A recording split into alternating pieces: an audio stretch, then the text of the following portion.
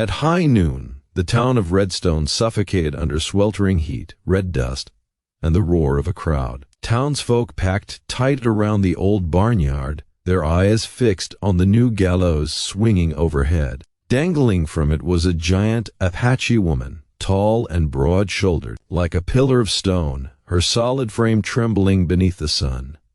Her bare feet kicked weakly, bruises wrapped around her throat, but her eyes still blazed not with fear, not with tears, but with defiance. The mob screamed, "Hang her! Let the monster die!" A sneering deputy clutched the rope, treating the scene like it was a circus show. Just then, a withered wagon rolled to a stop. At the reins sat a lone rancher. His coat was worn and dusty, his gray eyes hardened by years. He had only come into town to buy salt, a few nails, and a sack of coffee. But what he saw made his hands grip the reins tighter. He knew the choice before him.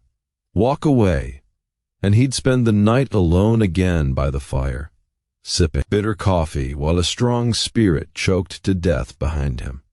Step in, and the whole town would brand him a traitor. That moment stretched the length of a single breath.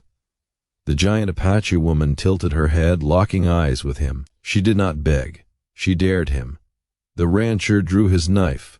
One clean, cold stroke. The rope snapped. The crowd froze in stunned silence.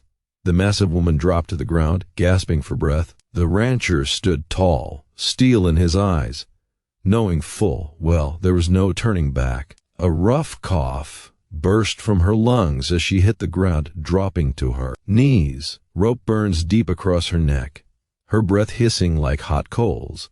Chaos erupted across the square. Some reached for their guns. Others screamed, "Hold her down. Don't let that lunatic steal her." Deputy Morrison shoved through the crowd, a shining Colt in hand. He shouted, "Coulter, do you even know what you just did? That savage was meant to die, and you just kicked dirt in the face of the law." The rancher stepped forward, eyes cold as iron. He pulled his Winchester free and fired a single shot into the sky. The crack thundered through the plaza. Horses reared. The crowd scattered, cursing but backing off. Morrison glared but didn't dare fire in a square full of witnesses. "Fine," he spat. "Cake her. But know this tonight I'm coming. Me and the whole damn town." The rancher didn't answer. He turned and lifted the towering woman into the wagon. She staggered, her bare feet leaving thin trails of blood in the dust.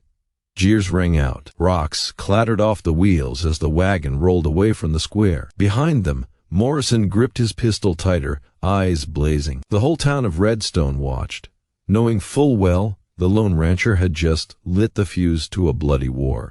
On the road back, cold wind cut through the air. From time to time, the rancher glanced at the woman beside him. She did not cry. She did not tremble. Her eyes remained forward, sharp and steady, as if the noose had only made her stronger. The lone cabin came into view at the bottom of a long hill, small, weathered, but stubborn against the vast prairie. The rancher stopped the wagon and helped her down. She brushed off his hand, limping on her own, wounded but proud. That night, inside the wooden walls, fire crackled in the hearth. Wind howled outside like wolves on the ridge. The rancher sat by the door, gun across his lap. The giant Apache woman sat silently near the flames, her eyes reflecting the firelight. Both knew one thing for certain. The battle wasn't over. It had only just begun. Dawn settled over the ranch with a pale light, cold as sharpened steel. The rancher had been up for hours, his worn boots sinking into dew-soaked earth as he inspected the fence line. The night wind had snapped a few posts, sagging the wire. Cattle could break loose at any moment. He drove his shovel into the dirt, ready to lift a new post, when the giant figure appeared behind him. The Apache woman, rope burned and bruised at the neck, approached without a word. Quietly, she bent down and lifted the full-length log he had been struggling with. Muscles rippled down her arms as she set it into the hole as if it were nothing more than a branch. The rancher paused, surprised. He was used to the hollow eyes of the rescued, grateful, timid, broken. But not this.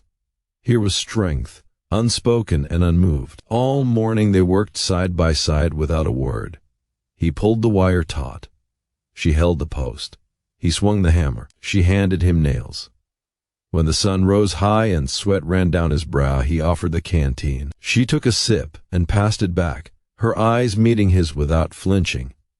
Their language was labor, not speech. Inside the cabin, silence ruled as well. The rancher built a fire, boiled a thin soup from dry beans, and set a bowl in front of her. She ate slowly, her eyes fixed more on the flames than on him.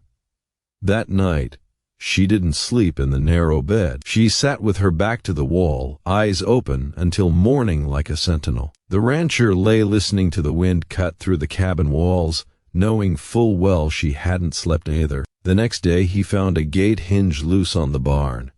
Before he could fetch the hammer, she stepped forward, picked up the fallen pin, and drove it back into place with a few sharp blows. She didn't look at him, didn't expect thanks. The rancher stood still, and in that quiet moment, he understood. She wasn't here to be rescued. She was here to survive on her own terms. That evening, in the golden firelight, the rancher tapped the butt of his Winchester, listening to the wind rush over the open plains. The woman sat near the hearth, her deep eyes glowing red in the reflection of the fire, still silent, still distant, but no longer strangers. Sometimes survival needs no words, only someone who will stand beside you when the ground begins to shake.